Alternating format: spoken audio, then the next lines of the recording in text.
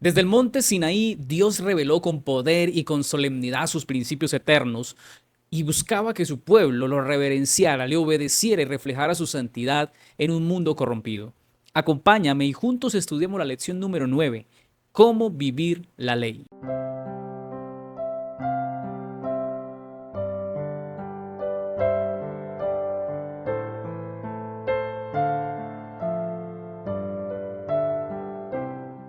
Y ahí donde estás, quiero invitarte para que eleves una oración junto conmigo. Oremos. Querido Padre, te damos una vez más gracias porque nos permites reunirnos y encontrar, Señor, en tu palabra este mensaje maravilloso que nos dará, Señor, lecciones que pueden ayudarnos en nuestra vida espiritual. Oro para que en este momento, al estudiar y recordar y apoyarnos, Señor, en tu palabra, podamos ser inspirados, dirigidos e iluminados, Señor, para entender el mensaje que tienes para nosotros. Acompáñanos en el nombre de Jesús. Amén. Amados hermanos, es un gusto iniciar esta lección leyendo nuestra cita para memorizar en Éxodo capítulo 20, versículos 22 y 23.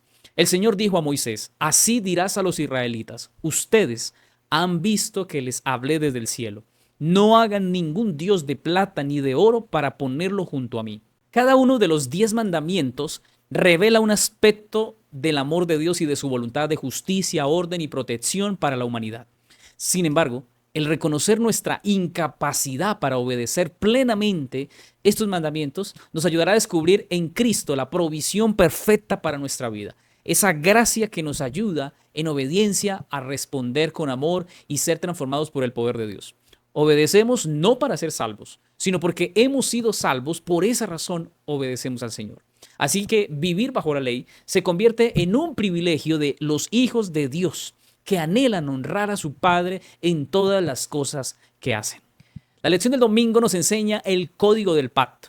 Dios no solo dio el decálogo, sino que también estableció leyes prácticas para regir la vida diaria del pueblo. Y esto ayudaba para tener instrucciones correctas que ampliaban los principios eternos de Dios, de su ley.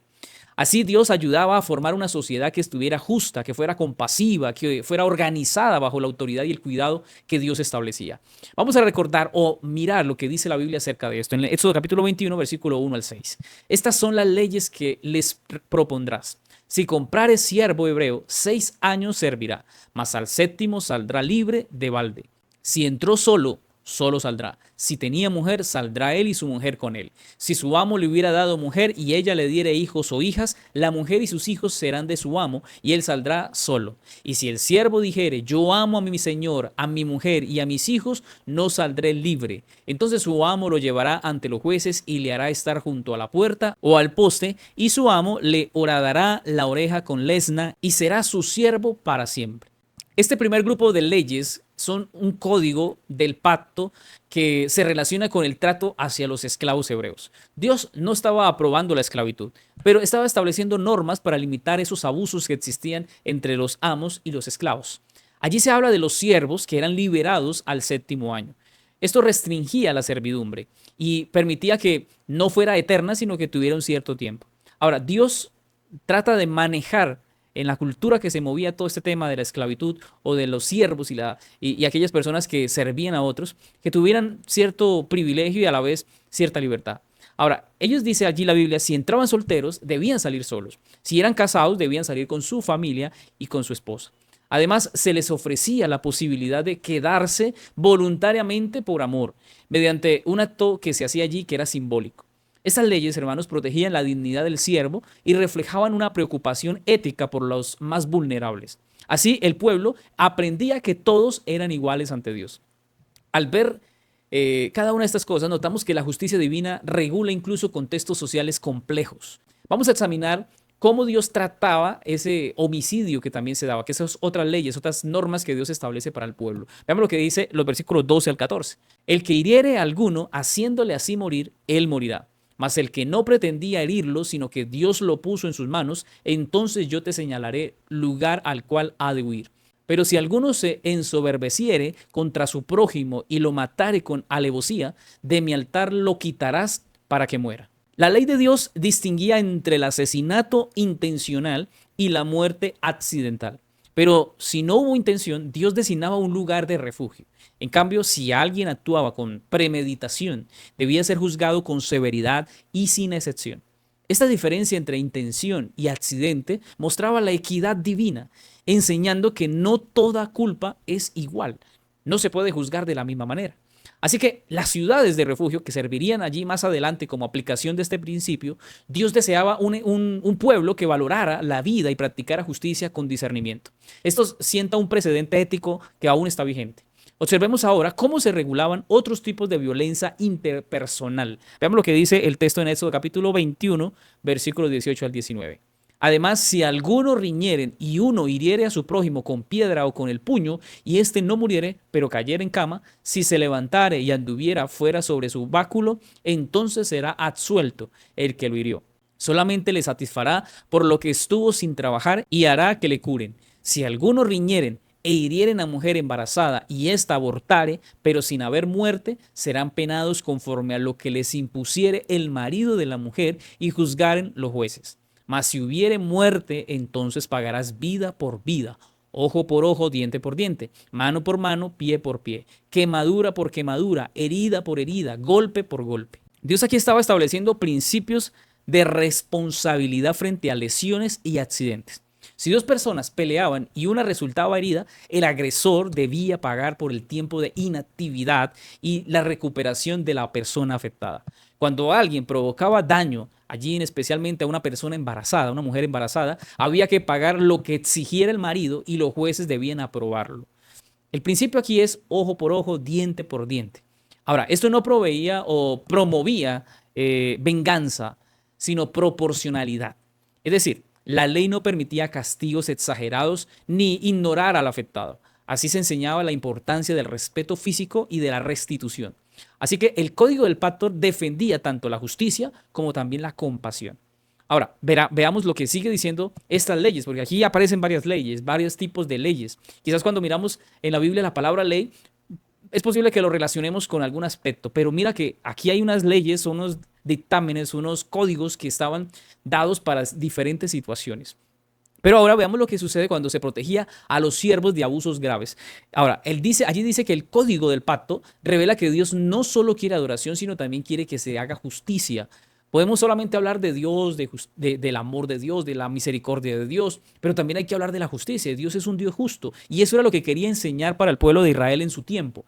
Ahora, Él está interesado en cómo tratamos al prójimo, especialmente a los más vulnerables. En cada norma se estaba observando ese deseo de formar un pueblo compasivo, ese pueblo equitativo.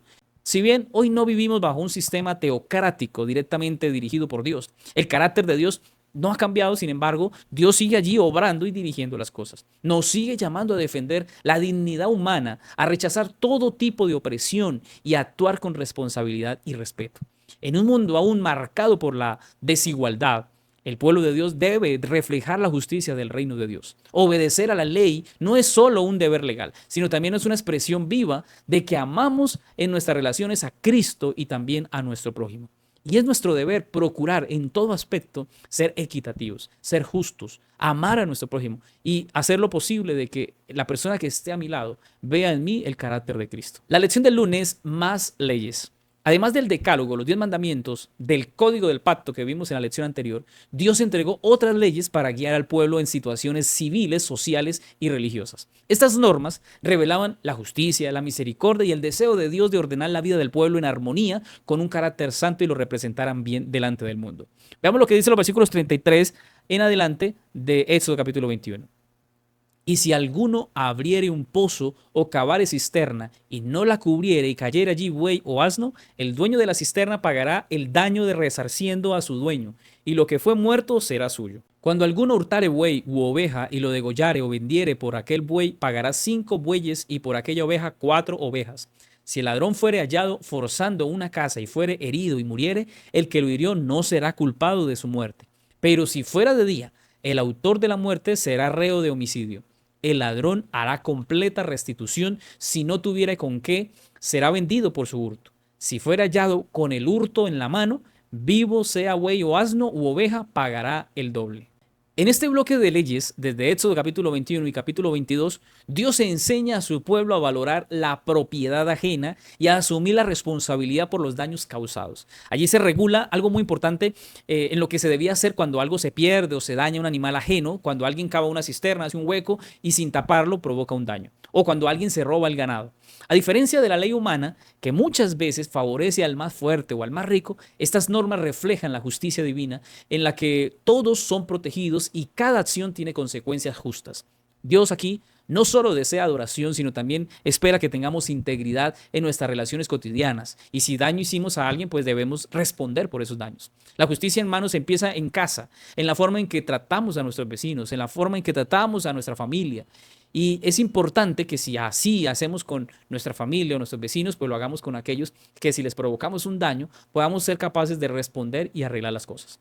Vamos ahora a ver otras leyes que abordan temas delicados en la sociedad israelita. Veamos lo que dice allí el libro de Éxodo capítulo 22, versículo 16. Si alguno engañare a una doncella que no fuere desposada y durmiere con ella, deberá dotarla y tomarla por mujer. A ninguna viuda ni huérfano afligiréis, porque si tú llegas a afligirles y ellos clamaran a mí, ciertamente oiré yo su clamor. Y mi furor se encenderá y os mataré a espada, y vuestras mujeres serán viudas y huérfanos vuestros hijos. Cuando prestares dinero a uno de mi pueblo, al pobre que está contigo, no te portarás con él como logrero, ni le impondrás usura. Si tomares en prenda el vestido de tu prójimo a la puesta del sol, se lo devolverás. Porque solo eso es su cubierta, es su vestido para cubrir su cuerpo. ¿Y en qué dormirá? Y cuando él clamare a mí, yo le oiré porque soy misericordioso. Qué interesante, aunque no estamos leyendo todos los textos, yo sí te invito a que cada uno de los textos que aparecen allí en la lección, tú los puedas leer. Tómate el tiempo y lee cada una de estas leyes y estas normas, porque allí encontramos cosas impresionantes, cómo el orden de Dios se quiere establecer allí, cómo la responsabilidad por los actos y cómo la equidad debe darse en estos aspectos. Ahora, Dios instruyó que se debía cuidar de los débiles, como las viudas, los huérfanos, los pobres y los extranjeros. También incluyó allí normas sobre la dote o la protección contra la usura y la devolución de prendas de vestir dadas en garantía. Estas leyes reflejan la compasión de Dios, quien vela por los que no pueden defenderse. El amor al prójimo, hermanos, no es solo algo que es de apariencia, es una acción que debe ser legal, que debe ser justa, que debe ser práctica. Amar al prójimo no solamente es de palabras, es algo que debemos vivir constantemente y cuando viene la ofensa, cuando viene el problema, pues deberíamos ser sabios y pedirle a Dios que nos ayude a responder o a solucionar los problemas. Ahora, si deseamos vivir como hijos de Dios, escucha bien, debemos actuar con misericordia, con sensibilidad hacia quienes están en desventaja, aquellos que están desprotegidos, que están abandonados, que están solos. Estas normas, hermanos, nos ayudan a entender que no eran opcionales, eran requerimientos del pacto que Dios quería hacer con su pueblo. Ahora, veremos cómo Dios también regula el trato hacia los extranjeros, cómo el Señor quiere mantener sus festividades sagradas en su momento. Éxodo capítulo 23, versículo 1 en adelante. No admitirás falso rumor, no te concertarás con el impío para ser testigo falso. No seguirás a los muchos para hacer mal, ni responderás en litigio inclinándote a los más para hacer agravios. Ni al pobre distinguirás en su causa. Si encontrares el buey de tu enemigo o su asno extraviado, vuelve a llevárselo. Si vieres el asno del que te aborrece caído debajo de su carga, ¿le dejarás sin ayuda? Antes bien le ayudarás a levantarlo. No pervertirás el derecho de tu mendigo en su pleito. De palabra de mentira te alejarás, y no matarás al inocente y justo, porque yo no justificaré al impío. No recibirás presente, porque el presente ciega a los que ven, y pervierte las palabras de los justos. Qué profundo este momento, estas normas que hablan de realidades muy, muy dadas en nuestras vidas. Constantemente, si tú lees bien este texto que acabamos de leer, pues te vas a dar cuenta que constantemente se ve cómo se vende la conciencia por hacer juicios injustos. Pero sabes, la justicia en Israel no debía depender del estatus social, no debía de darse por el tema económico. Dios advirtió contra aceptar sobornos, contra falsear testigos, contra inclinarse por la mayoría para hacer mal o desviarse de la justicia para agraviar o dañar al pobre. También Dios ordenó ayudar incluso al enemigo si su animal estaba en peligro o estaba perdido. Esto muestra, hermanos, que la ética del pueblo debía trascender ese favoritismo que a veces tenemos. Y es que, mira, A veces en la iglesia, si lo llevamos no tan lejos, te vas a dar cuenta que muchas personas, porque tienen mucho cariño o aprecio por una persona y hay un momento en donde toque determinar alguna decisión o algún privilegio o alguna oportunidad para alguien, pues sencillamente nos vamos más por el lado del favoritismo, por el cariño, por el aprecio que le tenemos a las personas. Pero no debería ser así. Debemos ser cristianos justos y estas leyes nos enseñan a no dejarnos llevar por presentes. No, que es que este hermano a mí sí me trata bien, pero es que este no.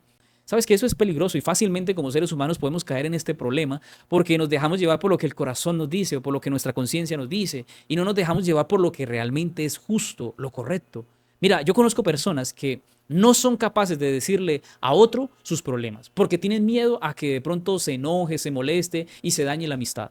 Pero un verdadero amigo es capaz de mencionar y hacer saber a otro sus errores y está dispuesto a ayudarlo, porque un amigo no es el que calla, un amigo es el que hace saber la falta de aquel que está fallando. Dios nos ayude, hermanos, a ser sabios en este aspecto, porque fácilmente inclinamos la balanza por donde no es. A veces la justicia humana no es la justicia divina. Por eso el Señor dijo, mis pensamientos no son vuestros pensamientos, ni mis caminos vuestros caminos. Por eso debemos pensar, hablar y actuar como el Señor lo haría. Por eso mi pregunta siempre ante una decisión difícil es, Señor, ¿qué harías tú? ¿Qué harías tú? Y no es fácil responder, ¿qué haría el Señor? Pero siento que esa pregunta me cuestiona para no hacer lo que yo quiero o lo que a mí me parece, sino que lo que realmente Dios esperaría que se hiciera. ¿Sabes? La justicia de Dios se basa en la verdad, se basa en la equidad, en el respeto por la vida humana, sin importar quién sea. Y el pueblo debía reflejar el carácter justo de Dios en sus juicios. Y en el contexto actual, estas enseñanzas también siguen vigentes porque debemos actuar con transparencia, debemos actuar con integridad, con amor, sin parcialidad, sin conveniencia. Pero eso es importante entenderlo. Quizás usted dirá, pastor, eso es muy importante, pero cuando llega a la práctica como que se nos olvida. Que Dios nos ayude, hermanos, a de verdad a ser conscientes de que cuando la balanza se inclina por la persona que más apreciamos y favorecemos al pobre, a la viuda, al huérfano y a la persona que está sufriendo, por favorecer a alguien que yo amo y quiero, cuidado, porque Dios se molesta. Dios toma en cuenta eso que hacemos y nos va a juzgar de manera fuerte por lo que hacemos. Pero mira, continuamos en el estudio porque el versículo 10 al 19 dice, 6 años sembrarás tu tierra y recogerás su cosecha, mas el séptimo año la dejarás libre para que coman los pobres de tu pueblo, y de lo que quedare comerán las bestias del campo. Así harás con tu viña y con tu olivar. 6 días trabajarás y el séptimo día reposarás, para que descanse tu buey y tu asno y tome refrigerio el hijo de tu sierva y el extranjero. 3 veces en el año me celebraréis fiesta. La fiesta de los panes sin levadura guardarás. 7 días comerás los panes sin levadura como yo te mandé, en el tiempo del mes de Abib, porque en él saliste de Egipto y ninguno se presentará delante de mí con las manos vacías. También la fiesta de la siega, los primeros frutos de tus labores que hubieres sembrado en el campo, y la fiesta de la cosecha a la salida del año, cuando hayas recogido los frutos de tus labores del campo. 3 veces en el año se presentará todo varón delante de Jehová el Señor. No ofrecerás con pan leudo la sangre de mi sacrificio, ni la grosura de mi víctima quedará en la noche hasta la mañana. Las primicias de los primeros frutos de tu tierra traerás a la casa de Jehová tu Dios. No guisarás el cabrito en la leche de su madre. Dios aquí establece normas para el descanso de la tierra y del pueblo, incluyendo el sábado semanal y 3 festividades anuales que se celebraban en el pueblo de Israel. Pero mira, hay varias cosas que son fundamentales leer y ojalá detenidamente hacer una lectura de estos textos. Porque estas instrucciones eran actos pedagógicos que recordaban la creación, la redención y la dependencia que el pueblo debía tener de Dios. Cada festividad que se ve allí tenía una función espiritual. Por ejemplo, la Pascua celebraba o recordaba la liberación y la victoria del pueblo de Israel que había estado en Egipto.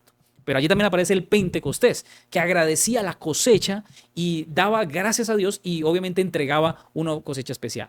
Pero también estaba la fiesta de los tabernáculos, que recordaban la provisión divina que había sido dada en el desierto. Todo esto, hermanos, es importante, pero me llama la atención, especialmente en la primera parte que leí, el descanso del séptimo año. Qué interesante esto, porque hoy día no lo practicamos. Usted dirá, bueno, pastores, son celebraciones del Antiguo Testamento y eso no se debe practicar hoy día. Pero qué interesante el principio que se deja allí. Porque Dios está dando un cuidado al medio ambiente. Dios también le está dando una atención a aquellas personas pobres. Está diciendo, de 6 años trabajarás la tierra, pero el séptimo día lo vas a dejar, el séptimo año, perdón, lo dejarás para Dios. Y lo vas a dejar para que los pobres se alimenten de él. Y lo que quede, pues se lo dejarás a los animales. Es decir, Dios es el centro del tiempo. Es el centro de la agricultura, es el centro de nuestra historia. Y el pueblo debía vivir para adorarlo en todo lo que hacía.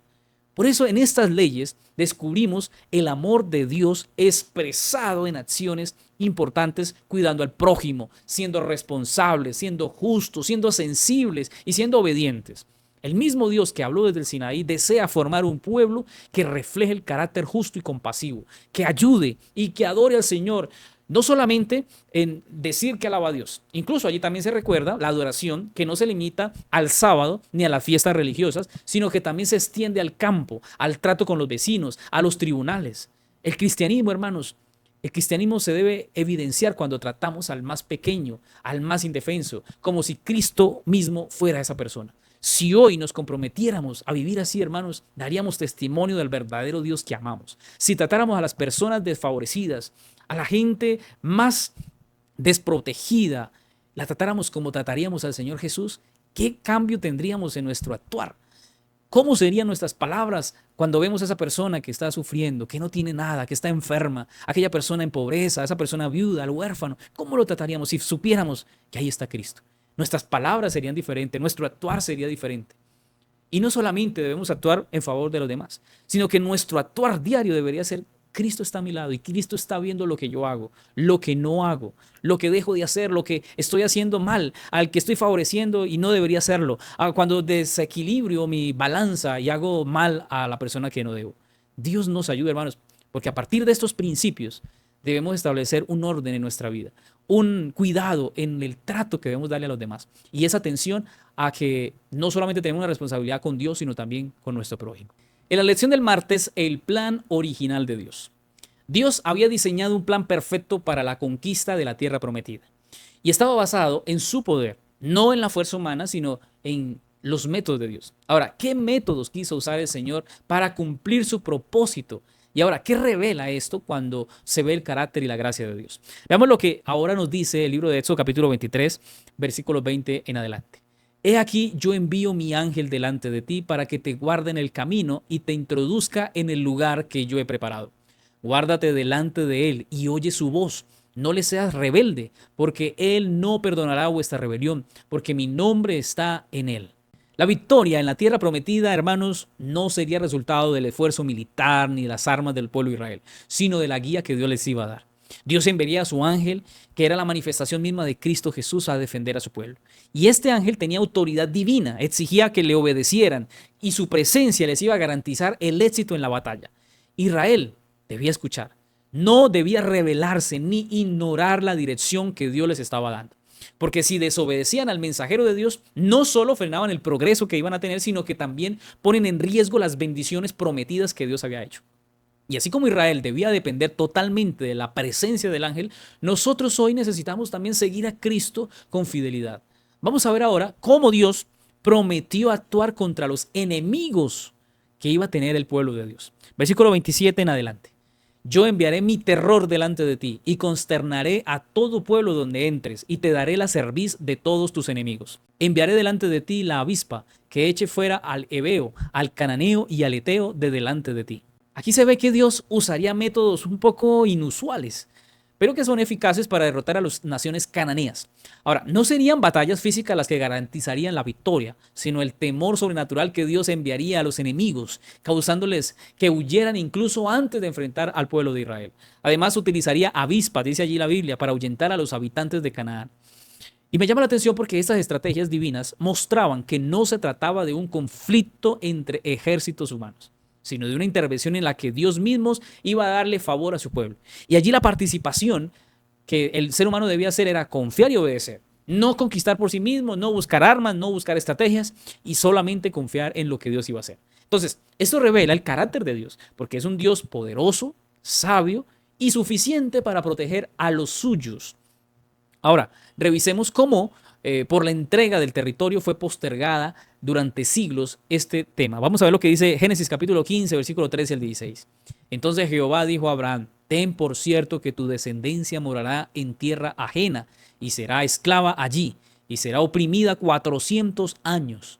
Mas también a la nación a la cual servirán juzgaré yo, y después de esto saldrán con gran riqueza, y tú vendrás a tus padres en paz, y serás sepultado en buena vejez. Y en la cuarta generación volverán acá, porque aún no ha llegado a su colmo la maldad del amorreo hasta aquí. En este capítulo del libro de Génesis, Dios reveló a Abraham que pasarían 400 años antes de que sus descendientes heredaran la tierra prometida. Ahora, la razón.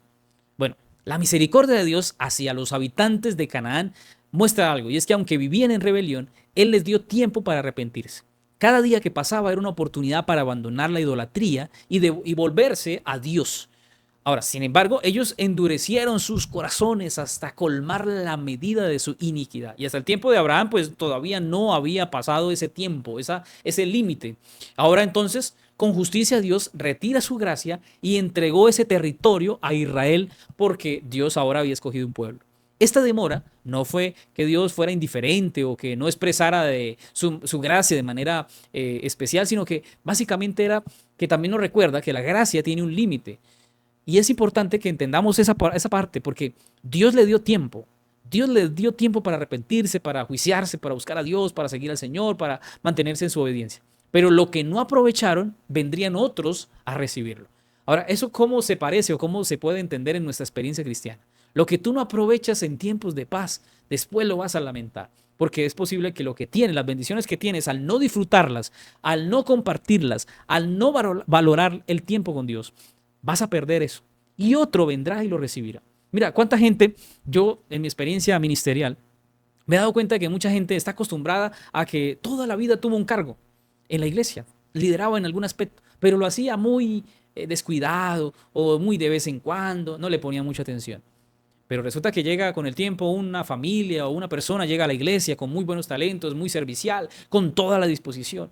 Y cuando ve que llega esa persona, inmediatamente se le quita el cargo y llega la otra persona a recibirlo. Y entonces la persona que se le quitó, que lo llevaba muchos años, dice, pero ¿por qué me lo quitaron? Y empieza a irse en contra de la iglesia, a atacar la iglesia y decir, yo lo hacía y yo me descuidé, no lo hacía muy bien, pero yo era el que tenía ese cargo. Y viene otra persona, lo hace muy bien, es una persona que entrega su vida, su talento, su corazón al Señor y sirve de una manera y se ve un cambio en la iglesia. Y entonces ahora sí, yo quería hacerlo, ahora yo lamento no haber disfrutado. Mira que esto que vivió el pueblo, que se le había dado la promesa, se le dio 400 años para poder valorar lo que Dios les estaba dando, no lo hicieron. No sé si tú estés en este momento con un cargo en la iglesia, con una responsabilidad, o con una bendición que Dios te ha dado y tú no lo has valorado. Cuidado, porque si no lo valoras, si no le das el sentido, el cuidado que debes darle a las cosas sagradas, vendrá otro y te lo quitará. Y quizás no voluntariamente o de una manera grosera, pero sí Dios se lo entregará para que otro venga y lo realice. Ahora, estudiemos ahora cómo Dios deseaba entregar la tierra y lo iba a hacer de manera progresiva. Veamos lo que dice el versículo 29 en adelante. No los echaré delante de ti en un año, para que no quede la tierra desierta y se aumenten contra ti las fieras del campo. Poco a poco los echaré delante de ti hasta que te multipliques y tomes posesión de la tierra. La tierra no sería conquistada de golpe, no sería algo así de manera abrupta. Dios advirtió que sería un proceso que iba a ser progresivo, que iba a ser lentamente. Y esto era para que Israel creciera en número y pudiera sostener la administración del nuevo territorio que Dios les estaba otorgando. Por eso Israel debía desarrollar confianza diaria en Dios. Mientras avanzaban en este paso a paso, en este plan que Dios había dado, Dios iba actuando progresivamente en nuestras vidas. Ahora, Dios nos guía, hermanos, de forma paciente. Nos desarrolla, nos ayuda en el crecimiento y nos va ayudando a tener madurez espiritual. Antes de darnos mayores responsabilidades, Dios espera que tengamos las más sencillas. Y volviendo al caso de la iglesia, cuando hay alguien que tiene un cargo y no lo sabe manejar, es lo mismo que pasa con la parábola de los talentos. Si no aprovechó con un talento, con un cargo, con una responsabilidad, pues se le será quitada porque no hizo lo debido. Pero si hay alguien que tiene 1, 2, 3, 4, 5 y lo sabe desarrollar, lo sabe trabajar, pues dice la Biblia, se le dará más. Dios espera darnos responsabilidad, pero Dios espera que en lo poco seamos responsables, que en lo poco seamos fieles, que en lo poco seamos obedientes, antes de recibir responsabilidades grandes. Moisés, por ejemplo, fue fiel en cuidado de las ovejas, pero Dios después lo puso a liderar toda una nación. No era fácil. Josué, que estuvo al lado de Moisés.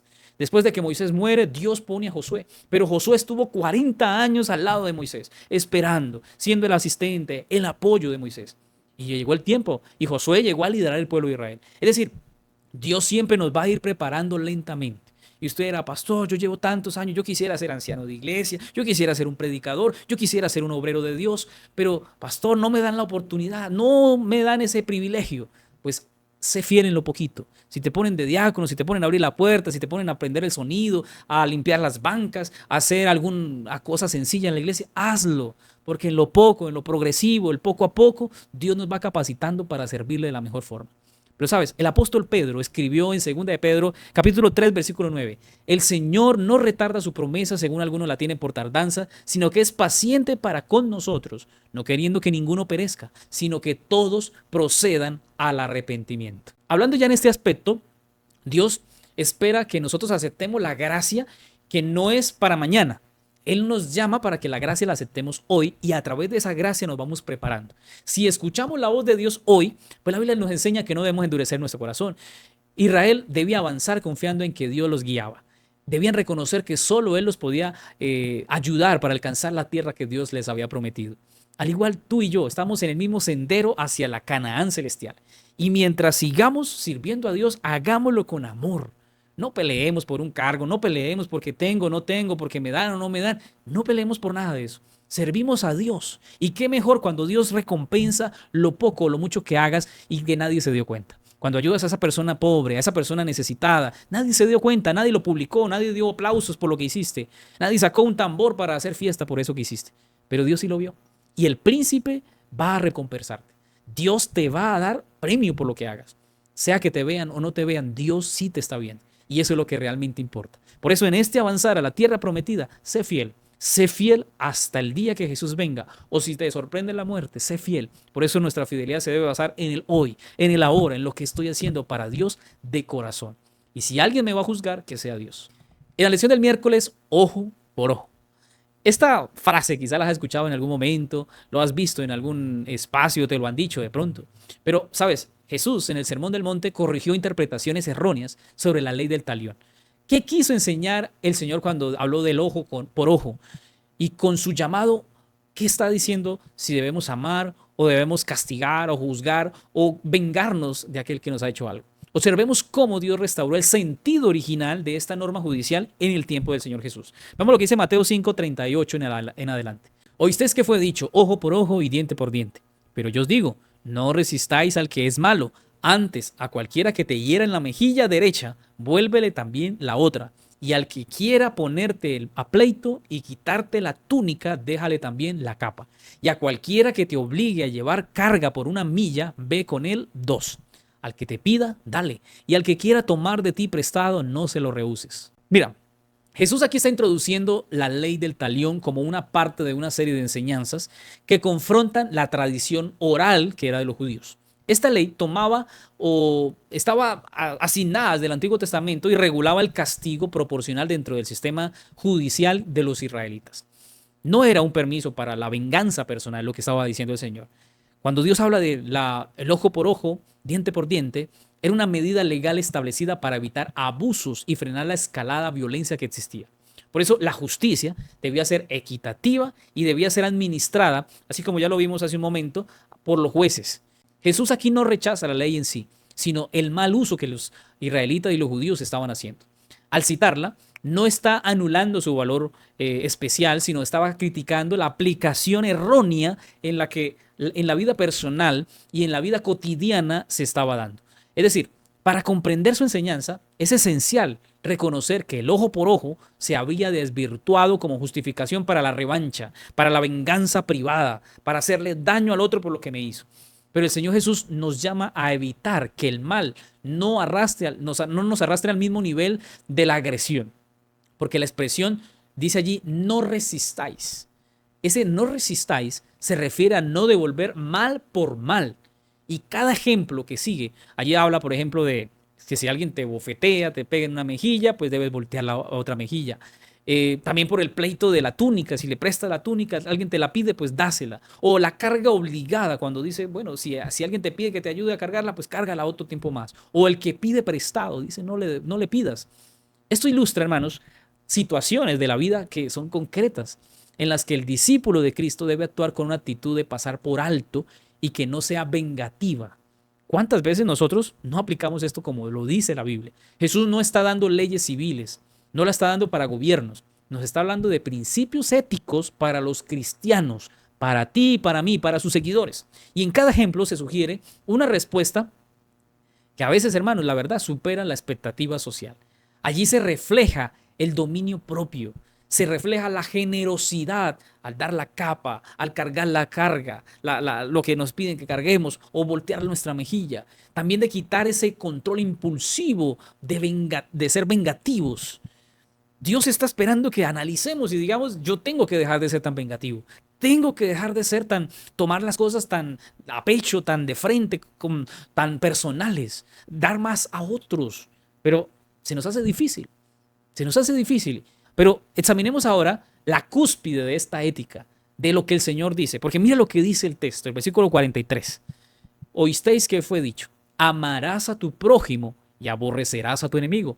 Pero yo os digo, amad a vuestros enemigos, bendecid a los que os maldicen, haced bien a los que os aborrecen y orad por los que os ultrajan y os persiguen, para que seáis hijos de vuestro Padre que está en los cielos, que hace salir su sol sobre malos y buenos y que hace llover sobre justos e injustos. Pues bien, si la cosa estaba complicada, ahora se pone peor.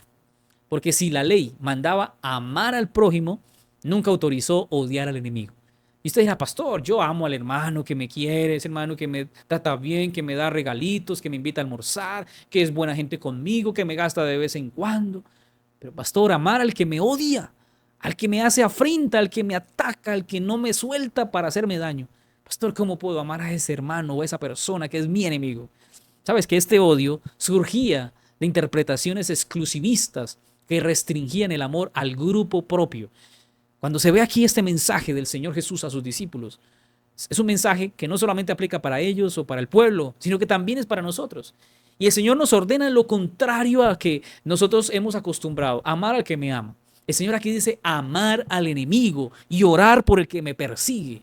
Este amor, hermanos, no es un amor emocional, porque si fuera emocional no seríamos capaces de amar.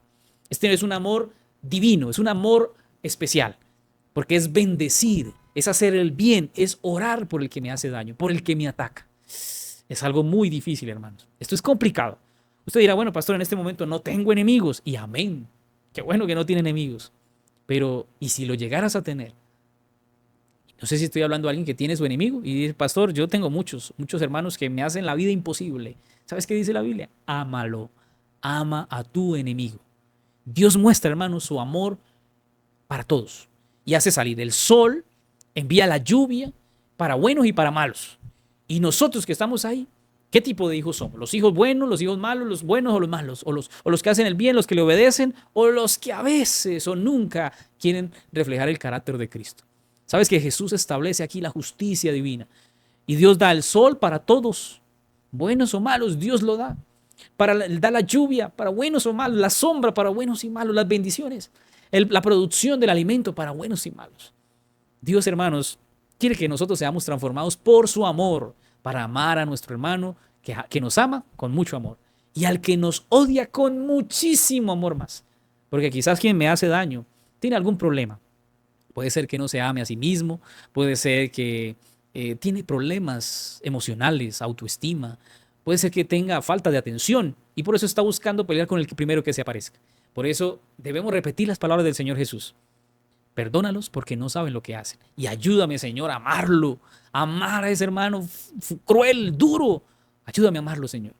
Pero, ¿sabes? En el siguiente versículo concluye ese razonamiento que el Señor le quiere dar a su pueblo y a sus discípulos. Mira lo que dice el versículo 46 al 48. Porque si amáis a los que os aman, ¿qué recompensa tendréis? ¿No hacen también lo mismo los publicanos? Y si saludáis a vuestros hermanos solamente, ¿qué hacéis de más? ¿No hacen también así los gentiles? Sed pues vosotros perfectos, como vuestro Padre que está en los cielos es perfecto. Usted dirá, pastor, yo amo al hermano que me cae bien, pero al que no lo odio, le tengo rabia, no lo quiero ver, pastor, lo quiero desechar. Mira, el Señor aquí pone un grado de perfección. Y la perfección exigida no es una impecabilidad, no es que no peque.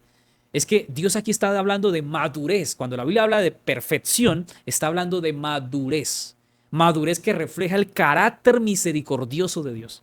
Cuando tú amas al enemigo, cuando tú amas al que te persigue, al que te pide y no te paga, al que te confronta, al que habla a tus espaldas, al que te hace daño, allí tú te estás dando cuenta que estás madurando. Y escucha algo, esto quizás sea fuerte, pero una persona que no es capaz de amar a su enemigo es una persona que no ha madurado en la fe cristiana, no ha madurado en la vida espiritual. Sigue siendo ese niño caprichoso que quiere pelear con cualquiera que le dice algo.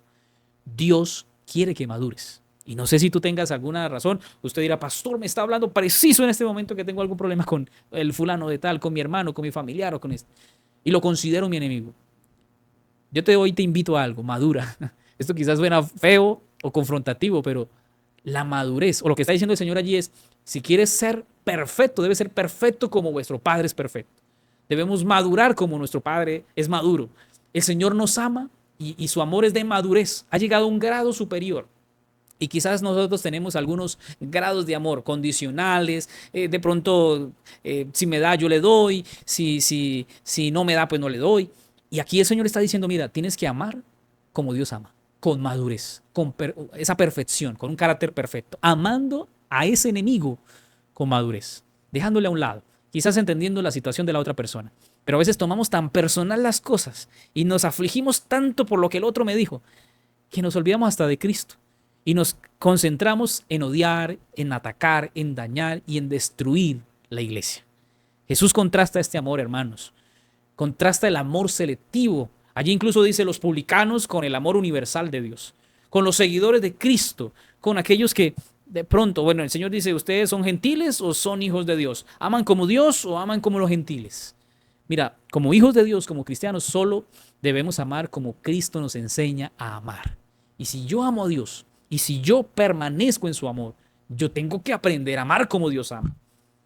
Ese amor de Dios fue capaz de perdonar incluso cuando lo estaban llevando a la cruz. Es importante, hermanos, aprender a amar. Esto dirá usted, pastor, ay, pastor, usted lo dice fácilmente porque lo está predicando, pero pastor, no es tan fácil. Pero mira, quizás no sea fácil, pero el amor que distingue al discípulo no es un amor natural, no es un amor propio, no es amor tuyo, sino que tienes que pedírselo a Dios. Y el fruto, el primero que aparece allí en el fruto del Espíritu es el amor. Pidamos el amor de Dios. Porque con el amor de Dios seremos capaces de amar a nuestro prójimo que amamos, que apreciamos, pero también a nuestro enemigo. Este amor muestra que el creyente actúa como hijo del Padre Celestial. La perfección, hermanos, entonces, es ser como Dios en su manera de tratar incluso a los injustos, a los gentiles, a los peores, a los rechazados. Aquí Jesús o el Señor quiere cerrar con su enseñanza llevándonos a la ética más allá de la legalidad, a establecer más que una norma humana, basarla en un principio de amor, en un modelo divino, amar al enemigo. La ley ya no es el mínimo exigido. Ahora el ideal es alcanzar a Cristo y ser como Cristo es, amando a los demás. Pero sabes, allí Jesús no eliminó la ley del talión, más bien la corrigió en la manera que se estaba practicando de una manera personal y perversa.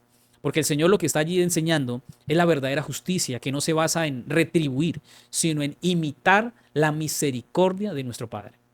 Esta justicia, hermanos, es superior y refleja el amor que vence al mal con el bien. Cuando tratamos a otros como Dios nos trata a nosotros, entonces la perfección divina comienza a reflejarse en nuestra vida. Y entonces Dios nos ordena y nos pide que seamos perfectos como nuestro Padre es perfecto. La lección del jueves, venganza. La justicia humana, ya lo hemos visto, puede volverse venganza cuando se actúa sin límites, cuando se actúa sin autoridad. Y Pablo nos va a enseñar que la venganza pertenece solamente a Dios. Ahora, ¿qué relación hay entre el mandato de no vengarse y la promesa de la justa retribución que Dios hará a todos aquellos que quizás nos hacen daño? Veamos lo que dice Romanos 12:19. No os venguéis vosotros mismos, amados míos, sino dejad lugar a la ira de Dios, porque escrito está, mía es la venganza, yo pagaré, dice el Señor. Ahora, la expresión dejad lugar a la ira, déjenlo a un lado, no lo tomen. Esto implica que el juicio final corresponde solamente a Dios.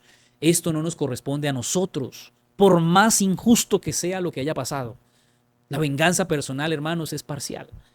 La venganza personal es impulsiva. La venganza personal es injusta.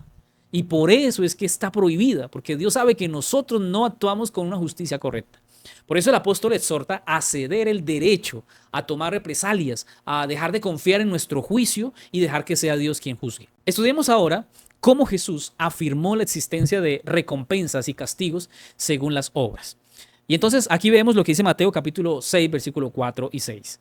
Para que sea tu limosna en secreto y tu Padre que ve en lo secreto te recompensará en público. Mas tú cuando ores, entra en tu aposento y cerrada la puerta, ora a tu Padre que está en secreto y tu Padre que ve en lo secreto te recompensará en público. Mateo 16, 27. Porque el Hijo del Hombre vendrá en la gloria de su Padre con sus ángeles y entonces pagará a cada uno conforme a sus obras. Mira, el Padre Celestial nos ve y observa todas las acciones, incluso las realizadas en privado.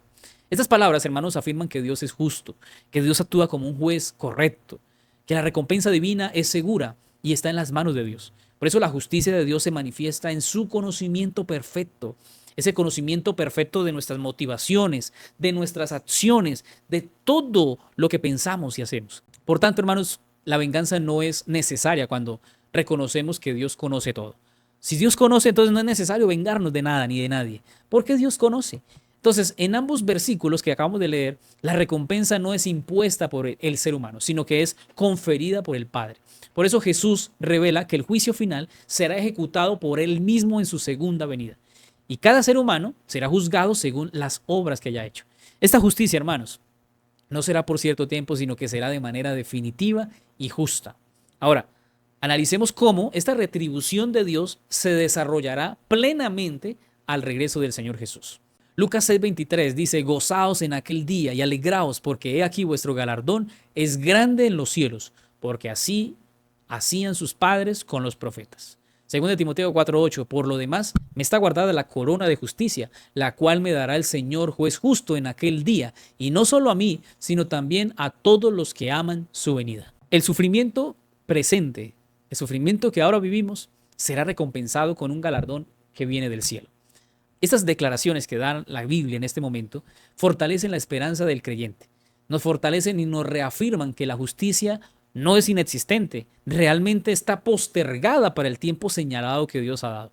Así que el mandamiento de no vengarse se sustenta en la certeza de que Jesús ejecutará un juicio justo y un juicio que será al final.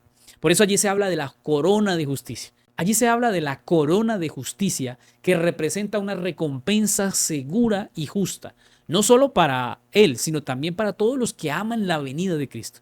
Aquí el apóstol reafirma el principio de que la justicia no debe ser apresurada por manos humanas, sino esperada con fe.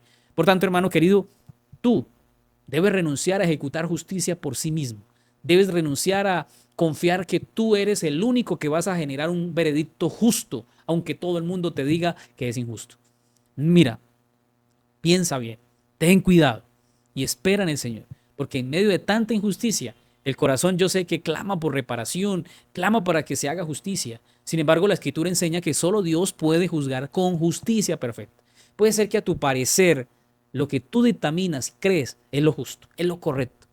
Pero ¿te has preguntado si es lo que Dios quiere? ¿Es lo que el Señor haría? Cristo mismo, hermano, sufrió sin devolver el mal. Aunque fue injusto su juicio y fue llevado a la cruz, el Señor no se desquitó, no se vengó.